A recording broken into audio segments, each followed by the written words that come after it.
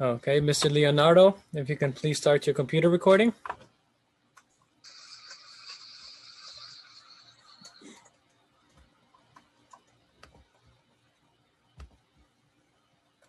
Sergeant Jones, if you will start your opening statement. Good afternoon, everyone, and welcome to today's remote New York City Council hearing of the Subcommittee on Landmarks, Public Siting, and Dispositions. At this time, would all panelists please turn on their video? To minimize disruption, please place electronic devices to vibrate or silent. If you wish to submit testimony, you may do so at landusetestimony@council.nyc.gov. And again, that's landusetestimony@council.nyc.gov. And thank you for your cooperation, and we are ready to begin.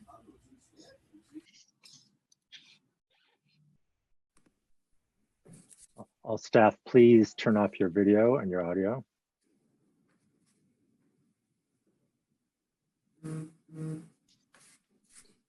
Madam Chair, we are ready to begin. Good afternoon. I'm Councilmember Adrienne Adams, Chair of the Subcommittee on Landmarks, Public Sightings, and Dispositions. I'm joined remotely today by Council Members Koo, Miller, Barron, and Schrager.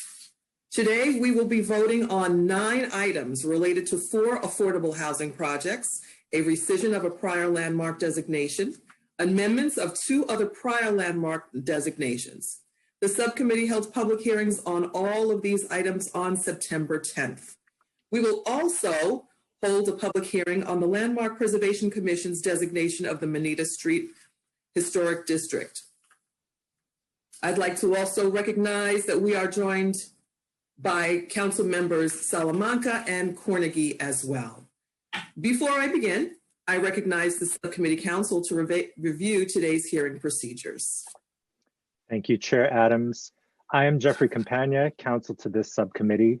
Members of the public who wish to testify were asked to register for today's hearing. If you wish to testify and have not registered, please go to www.council.nyc.gov to sign up now.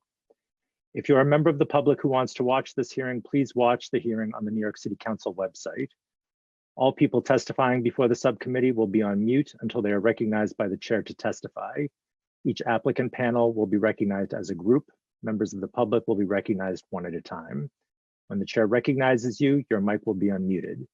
Please confirm that your mic is unmuted before you begin speaking. Public testimony will be limited to 2 minutes per witness. If you have additional testimony you would like the subcommittee to consider, or if you have written testimony you would like to submit in lieu of appearing before the subcommittee, you can email it to landusetestimony@council.nyc.gov. Please indicate the LU number or project name in the subject line of the email. During the hearing, council members who would like to ask questions should use the Zoom raise hand function. The raise hand button should appear at the bottom of the participant panel. I will announce council members who have questions in the order that they raise their hands. Chair Adams will then recognize members to speak.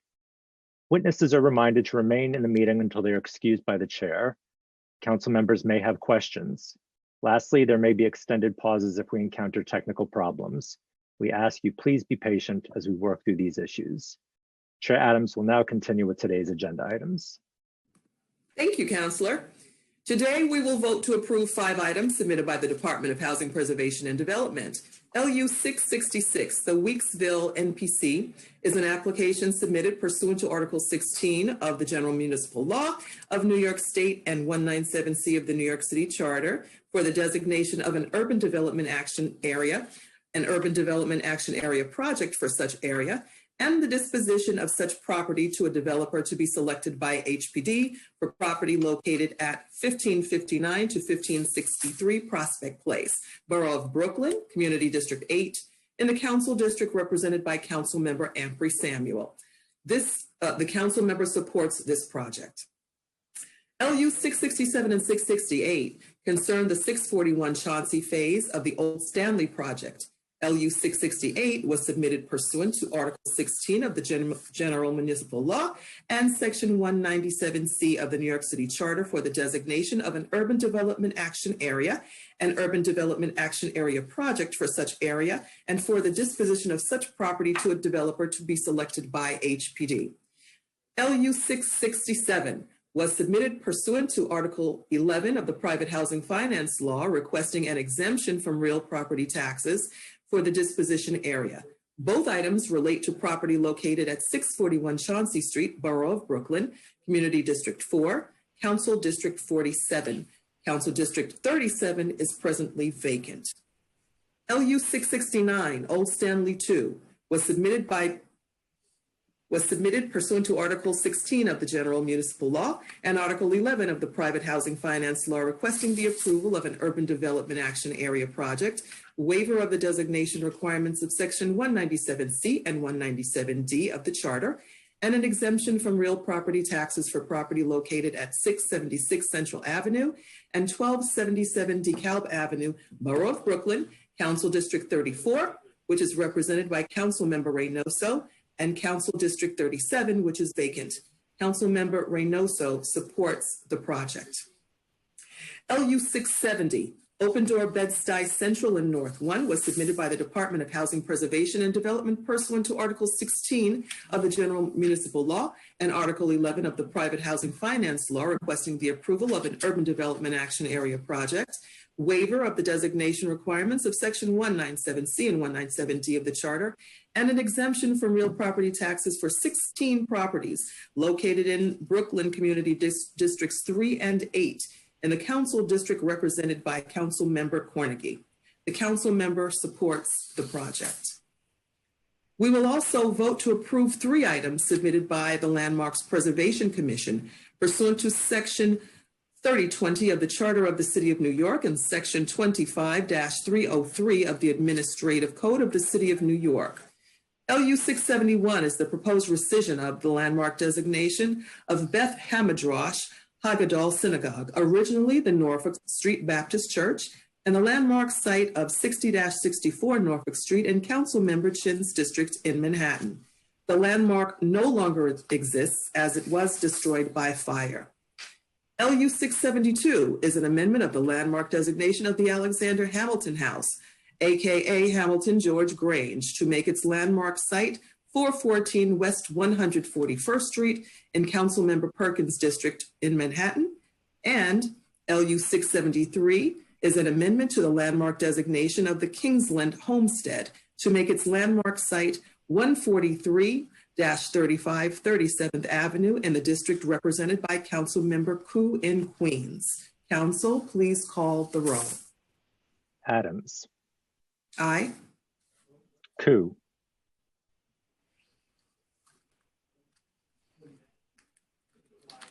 Please unmute Councilmember Koo. Aye. Thank you. Councilmember Barron. Yes. Permission to explain my vote? Permission granted, Councilmember. Thank you. I vote aye on all with the exception of the Open Door land project. I realize it is a home ownership proposal which will allow people to purchase homes, but I think that we need to be mindful of the present residents in each of the communities that we look at presenting projects. The research that I have done shows me that there has been a decline in the Black population. The Furman Center has data which shows there's been a 23% decrease in the Black population from 2017 to 2018, and that's really significant. At the same time, it does show that there's been a decrease in the poverty rate by 3 points, but I think that that decrease in the poverty rate is more a reflection of another element coming in, not an increase in the number of jobs and residents who are there being able to move to another level. So I think that this is an example of what people call gentrification. When we look at a 23% decrease over the period of a year, or maybe it was 2 years. I think that that's significant. I think that also looking at the median income of the households with 3 people in the district shows that it's $47,000 household of 3 in that district. So to say that there are homes that are being offered, yes, three family homes, I think that's significant. But to say that the concentration of those homes is only 1 at the lower level, 2 in the middle range, and 3 that range from $667,000 to $804. I think that that does not reflect what the bulk of that population is able to afford. And again, I think another instance of people being forced out of their community. So for those reasons, I'm voting no on that project, yes on all the rest. Thank you, Madam Chair. Madam Chair, Councilmember Cornegie is now present. I can't find the caller. Councilmember Carnegie, do you have remarks for us? To just bring my comments, if you could just give me 1 second, I'm so sorry. I'm trying to pull them up. I have prepared comments, remarks on this. If I could just pull them up, thank you. Okay, wait for you.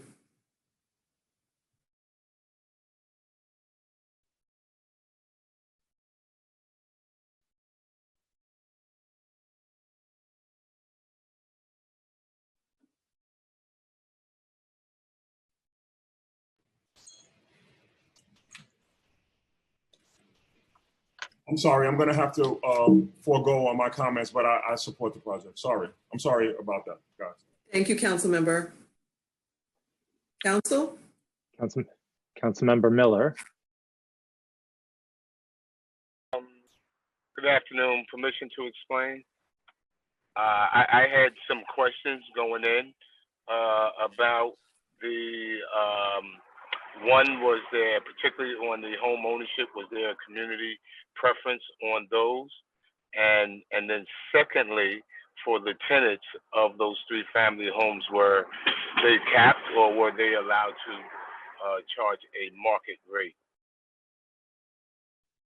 Did we have some answers to those 2 questions? Councilmember, you will be receiving a text about that. We can come back to you. Okay, thank you. Councilmember Traeger.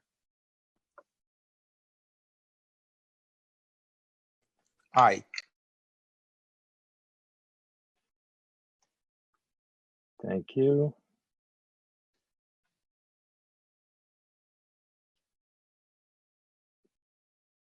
We can come back to Councilmember Miller, or we can hold the vote open. Let's and move on. open. Okay, Okay. Council, we're going to hold the vote open and we're going to continue.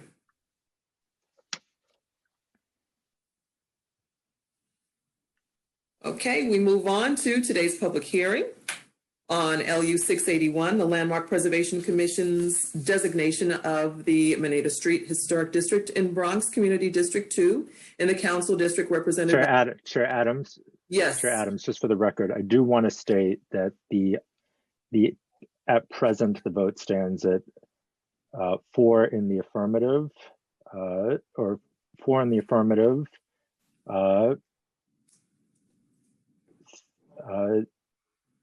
with 4 in the affirmative. Let me come back to this. I'm multitasking here, but the items passed 4 in the affirmative, except for 670, which is 3 in the affirmative and 1 in the negative. And we have 0 abstentions, of course, since we have all our members.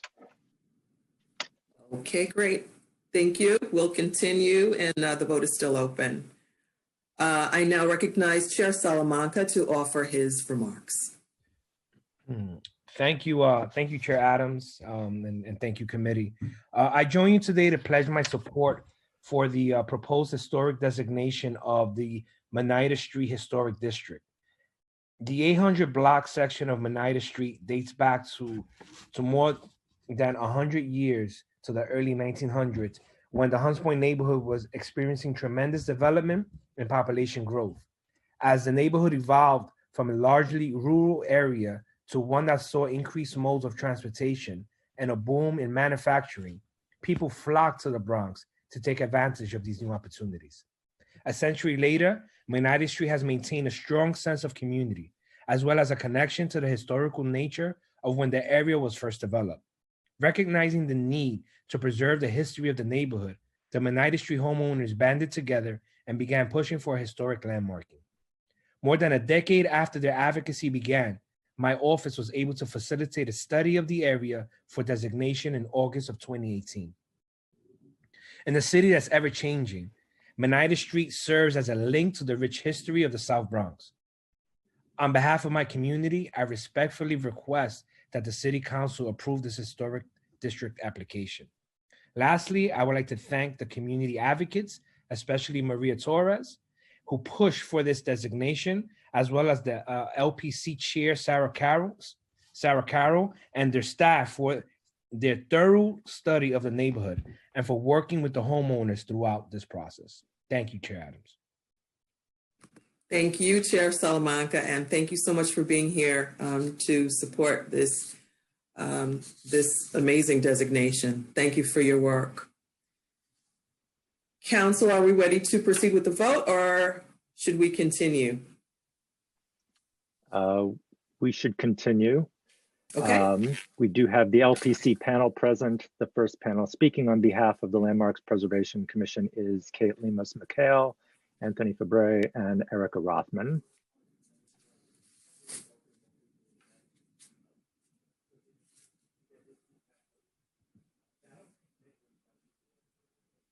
Okay, we're waiting for them to be unmuted.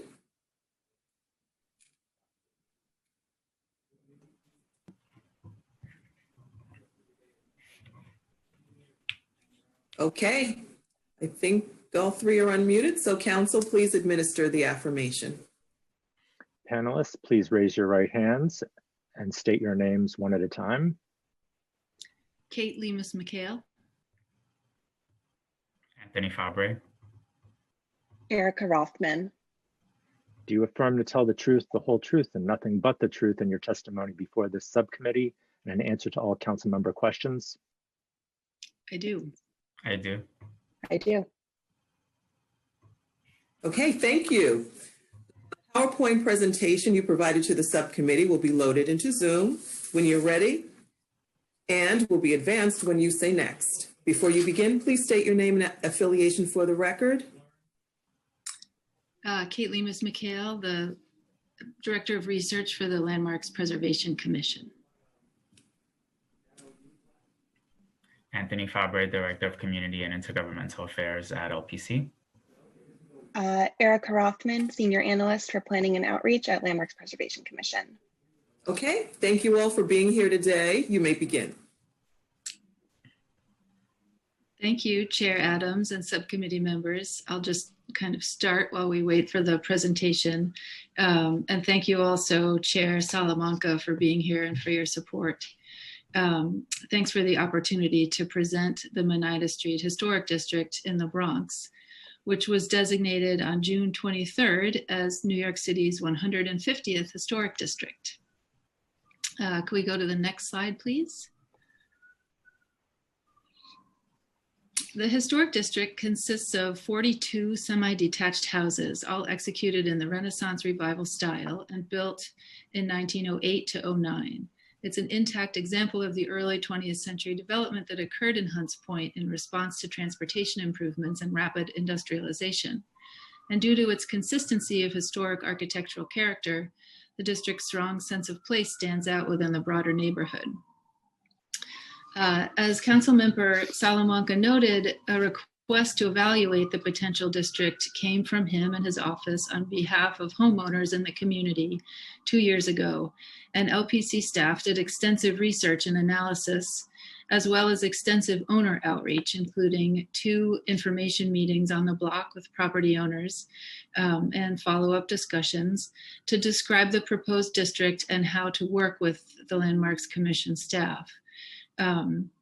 At the public hearing on May 12th, held as a Zoom webinar, 11 people spoke in favor of the proposed designation, including Councilmember Salamanca, representatives from the New York Landmarks Conservancy, the Historic Districts Council, the Victorian Society of New York, the Mott Haven Historic Districts Association, and 5 individuals.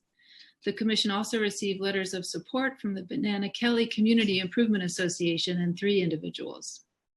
1 property owner spoke in opposition to the proposed district at the public hearing. Next, please.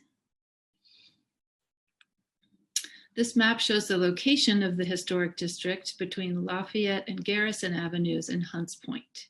Next, please. Hunts Point contains a mix of industrial, commercial, institutional, and residential uses. This is the first historic district in Hunts Point. Designated landmarks in the direct vicinity include the American Banknote Company printing plant and the Peter S. Hoe House, known as Sunny Slope. The Longwood Historic District and Extension are located to the west, as you can see here. Next, please. For much of its history, Hunts Point was a rural area known as West Farms. This 1887 map shows the future location of Monida Street outlined in red and grand estates dotting the landscape, including the landmark Sunny Slope shown here. Originally part of Westchester County, West Farms was annexed to New York City in 1874, bringing a number of infrastructure improvements to the area. Next. The expansion of the subway into the Bronx from Manhattan initiated the area's shift from a rural community to industrial hub in the first decades of the 20th century. The West Side IRT subway, shown here in blue, reached the Bronx in 1904, and the 1910 Intervale Avenue subway station was a major impetus for development in Hunts Point. Easy access to the waterfront and railroad made Hunts Point an ideal location for industry, and large manufacturing buildings began to replace many of the old country estates, such as this photo here. Next, please. Monida Street was cut through the Fox and Fale family estates in 1897 and is shown outlined in red on both of these historic maps. James F. Meehan developed both sides of the street. He designed the houses on the west side and hired the firm of Daub and Kreinborg to design the houses on the east side. Construction started in the fall of 1908 and was completed very rapidly by the spring of 1909. Monida Street is one of the earliest developments in the area, along with the row of tenements directly to the east that remain extant though are heavily altered. Next, please. Construction of the houses in the historic district occurred in anticipation of the area's industrial development, which was expected to attract skilled and well-paid employees. A 1909 advertisement, shown on the left, described the area as, quote, one of the prettiest and most accessible parts of the Bronx, unquote. A 1912 newspaper article on the right included a photograph of the Monida Street block as evidence of the rapid development of Hunts Point. Next, please. Developers envision Hunts Point as becoming a mixed-use neighborhood. The American Banknote Company printing plant, shown here, an individual landmark, was also pictured in that 1912 article and is illustrative of this industrial development. Next, please. And today, the surrounding area consists of mostly industrial buildings and larger scale apartment houses. Next. Sorry, some of these are rapid fire. The buildings just outside of the historic district emphasize the contrast between the historic district and the surrounding area and were not included within the boundary. Next, please. Monida Street's residential enclave was primarily home to Russian, German, and Hungarian immigrants that mostly spoke Yiddish and had occupations such as policemen and insurance clerks, or worked at nearby button or box factories. Demographics in Hunts Point began to shift in the 1940s with an increasing Hispanic population, which remains predominant today. Next, please. Monida Street stands out from its industrial and commercial surroundings due to its residential character in combination with its historical and aesthetic consistency. all of which gives it a strong sense of place. One developer and 2 architects were responsible for the construction of the buildings between 1908 and 1909. In addition, Oneida Street's strong stylistic consistency distinguishes the district as a discrete enclave within Hunts Point. Next, please. Executed in a modest Renaissance Revival style, the 2-story and basement semi-detached buildings feature mirror image facades with rounded projecting bays, low stone stoops, simple cornices with steeply pitched parapets above, and ornamentation concentrated around the doors and windows. Ornamental variation differentiates the east and west sides of the street. Next, please. The east side of Oneida Street, shown on this slide, an example here, consists of a row of semi-detached houses with restrained brick facades and stone trim, with bowed window bays and projecting modillioned cornices. Next. The buildings on the west side of the street, some examples shown here, are slightly more embellished and show greater variety. Flemish Revival style parapets project above the bays of several buildings. Lintels and door surrounds feature varied classical motifs, and original stained glass transoms are retained in some of the windows. Next, please. Our analysis of historic integrity revealed that while there are some alterations, the majority of houses are intact or have only minor alterations. Of the 42 houses, 13 are moderately altered, which would include some changes to facade material or roofline, and 3 have heavier alterations, which would include a combination of alterations noted. Next. But what's striking is that overall the house's unified style, height, and form, with their intact rhythm of bays and decorative detail, contribute to a very strong sense of place and overall good integrity on the block. Next, please. Looking much like it did in this 1923 photograph, the historic district stands out in Hunts Point as a complete block of early 20th century residential architecture that is consistent in terms of style and type and has been preserved on both sides of the street. Next, please.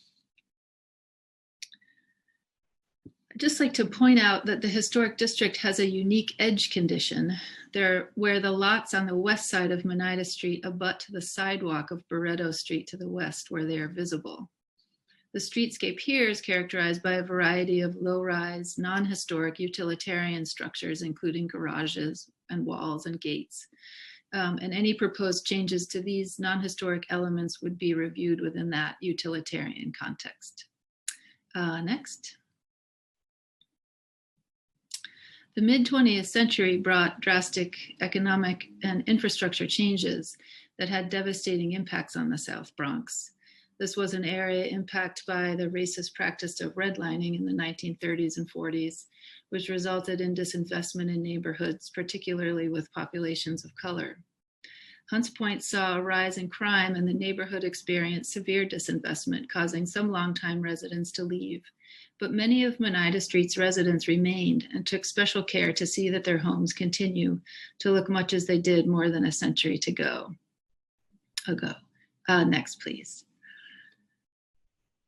And today, thanks to this, the Oneida Street Historic District has a strong sense of place and historic character, distinct from surroundings, and remains a remarkable example of the early 20th century construction boom that occurred in the South Bronx.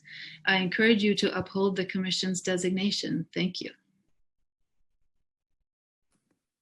Thank you very much, Kate. And it's good to see you, by the way. I have to admit,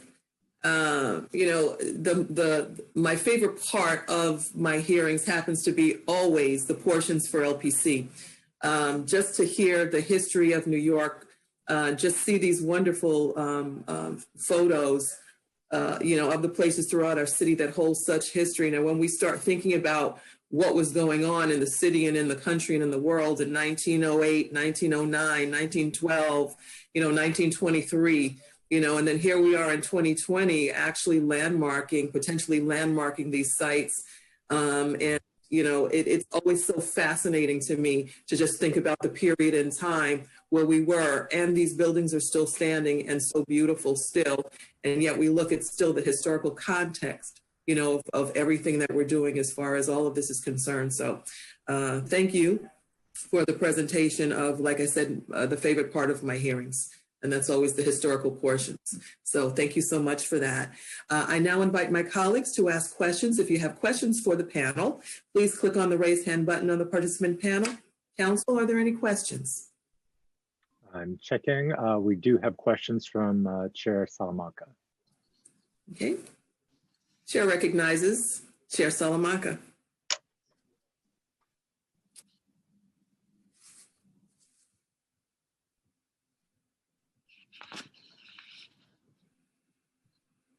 Chair Salamanca, did you have a comment? Mm-hmm. Yes, I just want to thank LPC really for stepping up. When I reached out to them, and I pointed out that there's a lot of development happening in the Bronx, and throughout all 5 boroughs. But now there's a hotbed of development happening in the Bronx, and while we may welcome some of this development so that we can house our low-income families, it's also important that we preserve communities and preserve neighborhoods that have a history.